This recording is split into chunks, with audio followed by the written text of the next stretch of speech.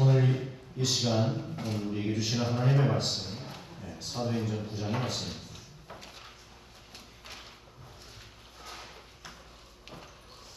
사도행전 9장 36절로 43절의 말씀.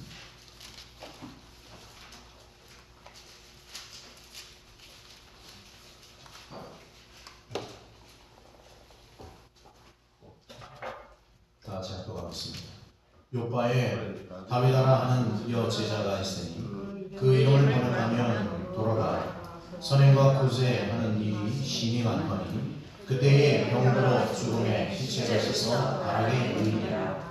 루다가 요바에서 가까운 지나 제자들이 베드로가 거기 있음을 듣고 두 사람을 보내어 집제 말고와 달라고 간청하여 베드로가 일어나 그들과 함께 가서 이르되 그들이 데리고 다락방에 올라가니 모든 가부가 베드로 곁에 서서 울며 도로가가 그들과 함께 있을 때에 지은 속옷과 겉옷을 다 내보이거늘 베드로가 사람을 다 내어내고 무릎을 꿇고 기도하고 돌이켜 시체를 향하여 이르되 달려야 일어나라 하니 그가 눈을 떠 베드로를 보고 일어나 앉은지라. 베드로가 손을 내밀어 끼고 성도들과 가부들을 불러들여 그가 사는 것을 보이니 온 요파 사람이 알고 많은 사람이 조를 내거라. 베드로가 요파에 여러 날 있어 시몬이라 하는 무두장의 집에서 머무르니라. 아멘.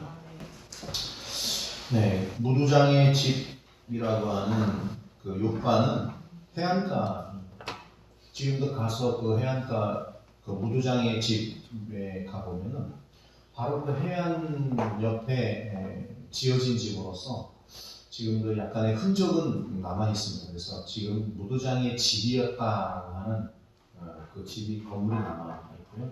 바로 그 옆에 오래된 교회가 한 채 있습니다. 그리고 광경을 보게 되면은 그 요파 지역은 전형적인 해양 휴양지, 해양 휴양지로서 굉장히 그 지내기가 좋은 곳입니다. 그런데 이제 그 지역에 살던 오늘 본문에 보면은 다비다 또는 모르가라고 하는 이 여인이 죽었습니다. 근데 이 죽은 이 여인에 대해서 사람들은 많이 슬퍼했던 것 같아요. 그래서 어떻게 하면 이 여인에 대한 사랑을 나타낼 것인가 하는 그런 것을 베드로를 청해서 다시 한번 부활을 해달라고, 그러니까 살려달라고 하는 그런 간절한 내용을 전하고 베드로가 와서 이 다비다 도르가라고 하는 여인을 살려내는 그런 장면입니다. 근데 여기서 보면 왜 이 여인을 살려달라고 할까? 사람들이 특히 누가 그래요? 과부들이. 이 다비다라고 하는 여인은 아마 잘은 몰라도 본문에 있는 말씀에 보면은 선행을 많이 베푼 그런 사람이었던 것 같아요. 특히 어려운 이웃들을 향해서 많이 그런 구제하고 선행을 베풀었던 그런 사람이었기에 특별히 이 과부들로 하여금 이 여인의 죽음을 안타깝게 여기고 베드로를 청하는 그런 장면이 오늘 본문의 장면입니다. 자, 여기서 보면은 죽은 자가 살아나는 것에 대한 문제를 이야기하려고 하는 것은 아닙니다. 죽은 자가 살려난다고 하는 것은 하나님의 전적인 능력 아래에 있는 부분이고 인간이 어찌 할 수 있는 그런 부분의 상태는 아니죠. 그러나 하나님께서는 이 여인을 살려냄으로써 또 오늘 우리에게 뭔가 하시려고 하는 이야기가 있다는 거죠. 오늘 제목에서도 이야기하는 것처럼 복음의 열정은 삶을 변화시킨다. 우리의 삶이 얼마나 기쁨의 삶을 살아가느냐 우리 뒤집어 보면 그런 얘기예요. 여러분의 삶이 행복하십니까? 얼마나 행복하십니까? 정말 날마다 감사가 넘치고 즐거움이 있고 기쁨이 있는 바로 그 삶을 여러분들이 살고 있습니까? 아마 대부분 뭐 그렇게 산다라고 말하지만 실질적으로 보면은 내면 어떤 한 구석에는 어둠이 있고 근심이 있고 걱정이 있고 또 말하지 못하는 그 어떤 무엇 때문에 내 인생이 왜 이렇게 꼬였을까부터 시작해서 많은 그 갈등적 관계를 가지고 있습니다. 그러면서 그것이 골마지게 되면 더욱더 상처가 되고 그 상처로 인하여서 자신의 삶이 늘 즐겁지 못한, 기쁠 것이 없는, 감사할 것이 없는 그런 일상으로 우리는 생각하게 됩니다.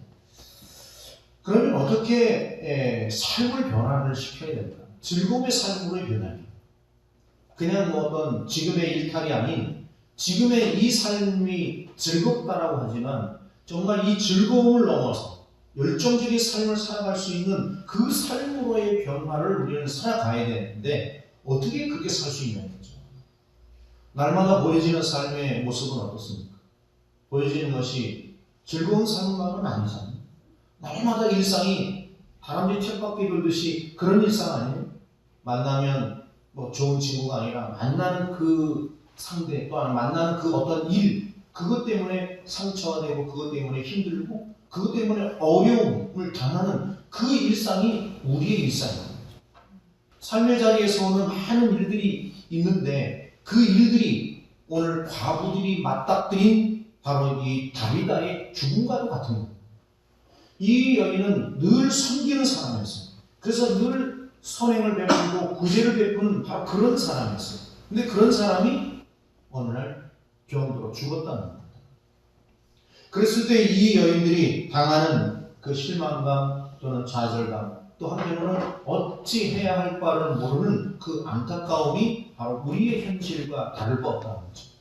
그런 현실 속에서 이 현실을 깨트려 나아갈 수 있는 그 힘을 어디에서 우리가 얻어야 될 것이며 이 삶의 변화를 또 어떻게 이루어 가야 할 것이냐.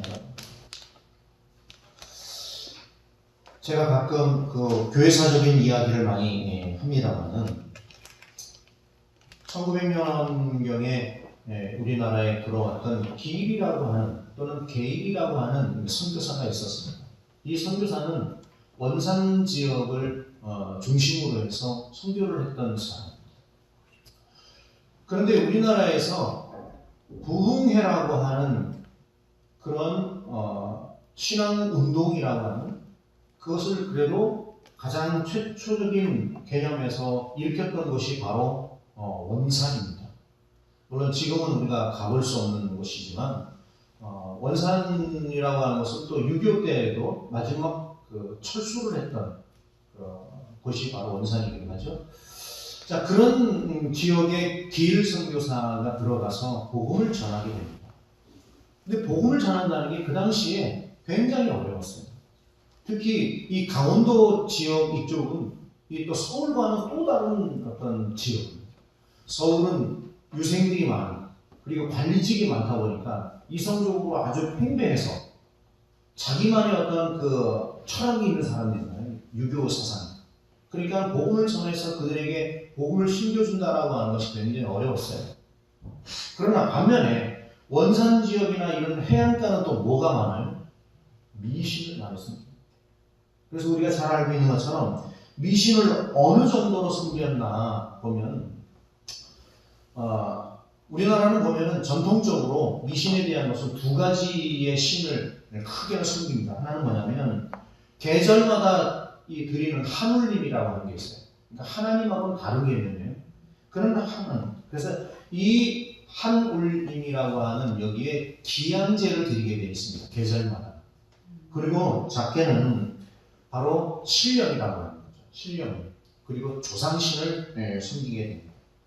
근데 보통 이제 지성이라고 하는데 치성이 있는데 이 치성을 드린다라고 하는데 얼만큼 우리가 치성을 드리느냐. 그래서 제가 가끔 얘기하잖아요. 예수 믿는 사람들은 신앙생활하는 거 거저하는 거라고.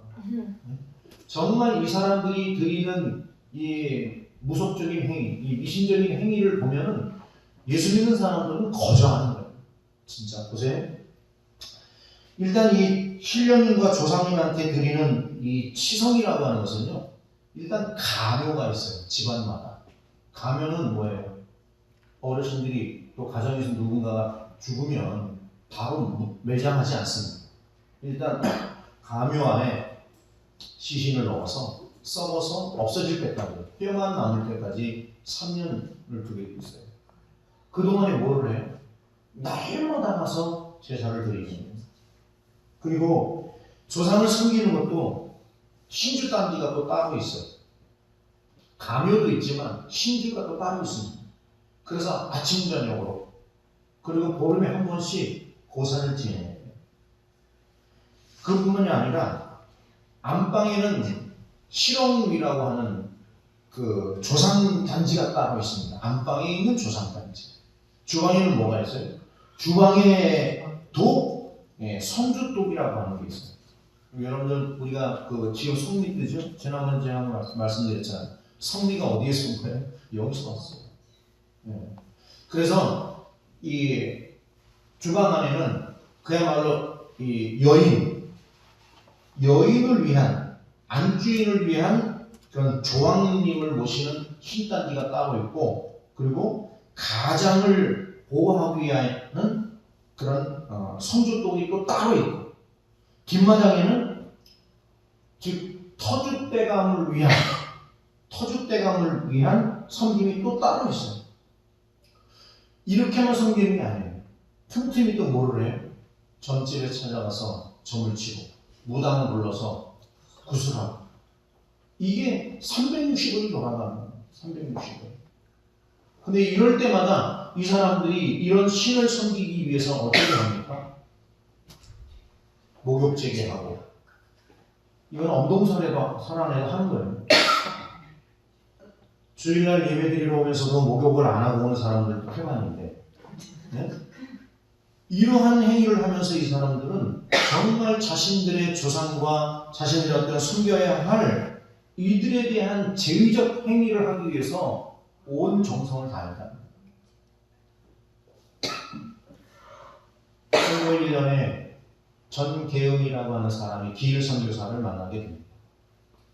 기일 선교사를 만날 때에는 전계은이라는 사람은 이러한 무속적 행위에 대해서는 아주 열심히 했습니다. 왜냐하면 형이 하나 있었는데 나이 20에 죽었어요. 그래서 아들밖에 없는 이 집에 이 전계은이 차남이면서도 장남의 역할을 해야 됩니다. 그래서 일찍 장가를 들어서 부모에게 효를 다하겠다 해서 아무튼 지성으로 결혼하자마자 아이를 낳기 위해서 지성을 다합니다. 근데 1년이 지나고 2년이 지나고 3년이 지나고 4년이 지나는데도 아이가 들어서지 않아요. 그러니까 뭘 하겠어요? 자신의 어머니가 이러한 일을 행했던 것처럼, 자신의 아내가 또한 이런 일을 행한 것처럼, 이 전계은이도 역시 산기도라고 하는 산기도는 다 쫓아다니면서 산에 있는 신령, 유명하다고 하는 신에게는 다 봉양을 하는 그런 삶을 살아갑니다.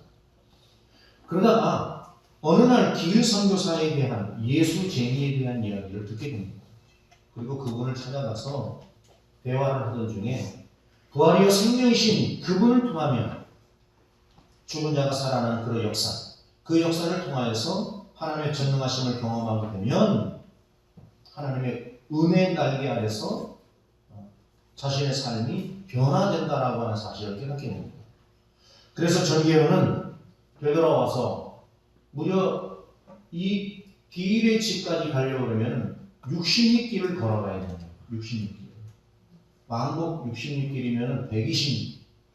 그 길을 수시로 또는 수요일도 주일도 왕복을 하면서 그렇게 신앙생활을 접하게 됩니다.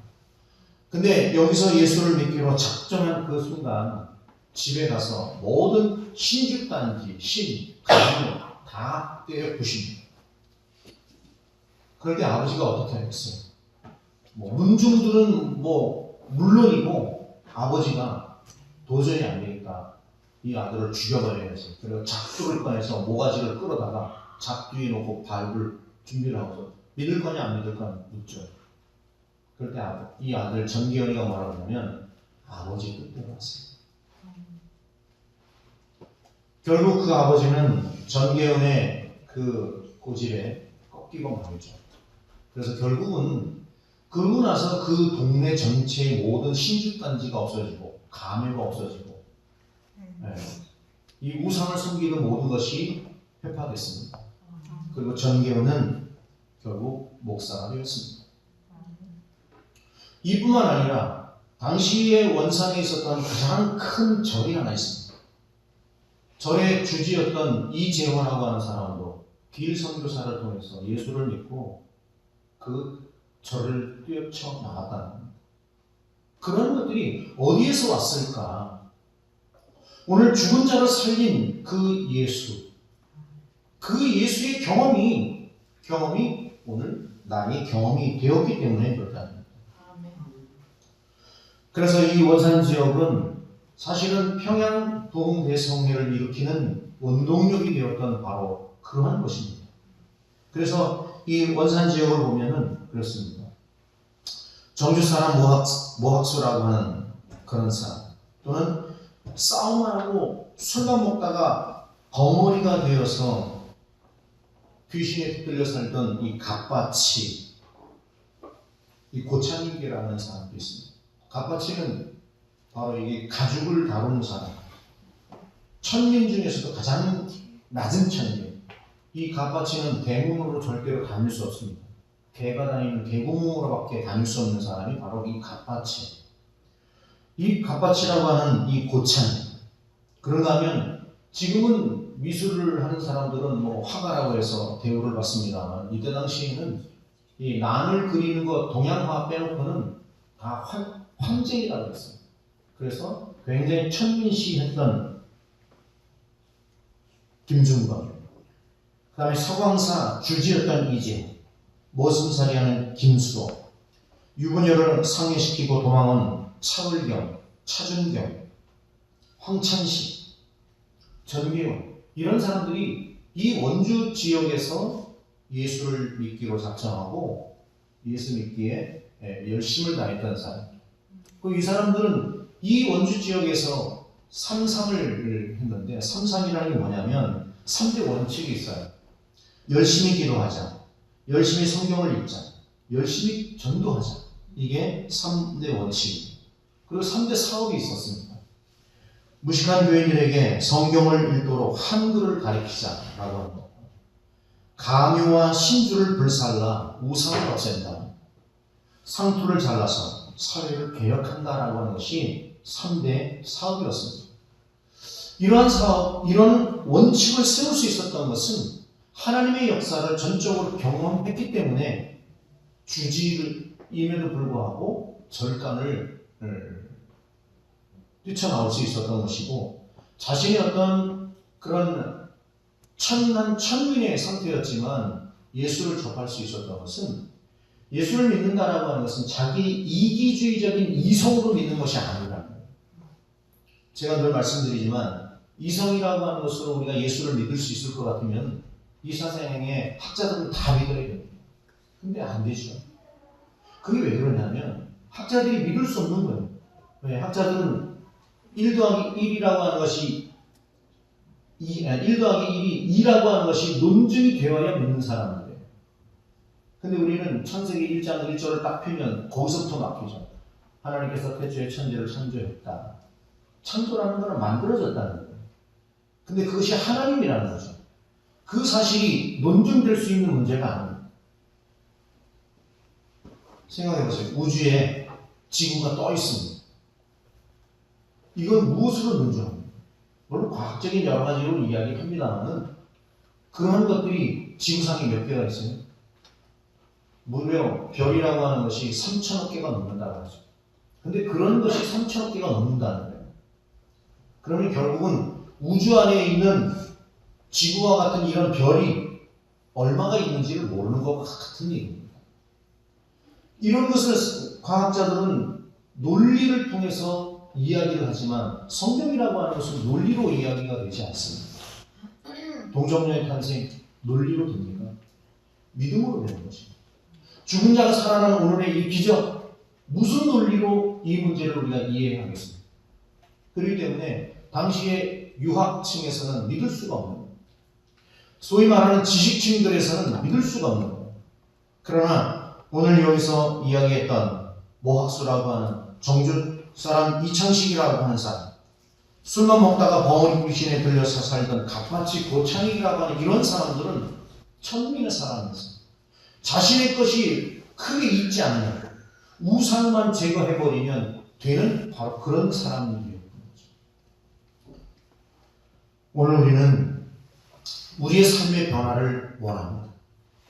그러면서도 정작 삶의 변화를 원하면서도 내 삶의 변화를 원하는 것뿐이지 실질적으로 우리는 어떠한 결단을 통해서 어떻게 그 하나님께 나아갈 것인가에 대한 진정한 고민은 하지 않는다는 거죠.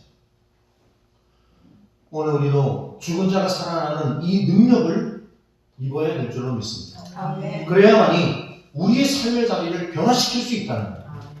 내 삶의 자리를 변화시켜야 되는데 그 변화는 그저 이야기가 되는 것이 아닙니다. 우리가 기억하는 바와 같이 예수님과 함께 다녔던 제자들은 3년이나 다니면서 예수님의 말씀을 들었습니다. 그러나 예수님께서 정작 잡혀 돌아가시는 그 순간에는 아무도 함께하지 않았습니다. 그리고 부활하는 그 순간에도 제자들은 예수님의 부활에 대해서 진정으로 받아들이지를 못했어요. 왜 그랬을까? 믿음이라고 하는 것이지만 결국 하나님의 전지전능하심이 삶으로의 실천되지 않은 그 결과라는 거죠. 우리는 날마다 고백한다고 합니다. 날마다 믿는다라고 그렇게 말합니다. 그러면서도 말한다고 한다고 해서 그것이 다 실천된 것이 아니라는 거죠. 제자들은 3년이나 따라다니면서 주님의 말씀을 들었음에도 불구하고 주님의 그 말씀에 대한 실천을 옮겨내지 못했던 것은 듣긴 들어도 듣지 못했다는 거예요. 보기는 보아도 보지 못했다는 거죠. 왜? 자기의 마음과 생각이 다르기 때문에 그렇습니다. 그러나 부활한 예수를 만나고 난 그 이후에 제자들의 삶은 변했습니다. 오늘도 베드로는 죽은 자를 살려내는 그런 기적을 베풀었습니다. 그런데 그 이전에는 그런 일을 행하지 못했습니다. 무엇 때문에?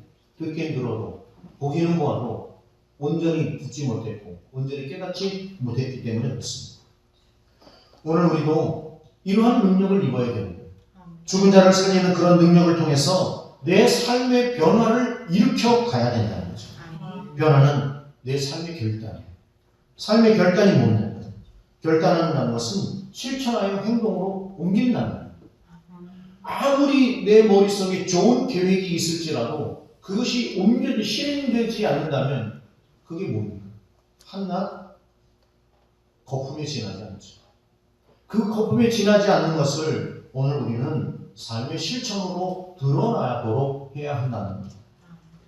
오늘 보면 우리는 말씀을 통해서 죽은 자를 살려내는 이 베드로의 행위를 보았습니다. 이 행위를 통해서 우리는 무엇을 발견해야 되는가? 내 삶을 변화시키는 그 하나님을 통해서 내 삶이 어떤 변화를 일으켜야 할 것인가에 대한 문제를 우리가 깨달아야 될 줄로 믿습니다. 오늘 말씀을 통해서는 우리도 또한 이러한 증거의 삶을 살아야 된다는 겁니다. 증거의 삶을 사는 사람은 열정이라고 하는 것입니다.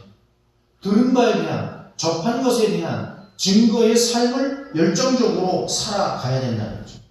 그래야만이 내가 본 것이 증거되는 것이고 내가 경험한 바가 증거되는 것입니다.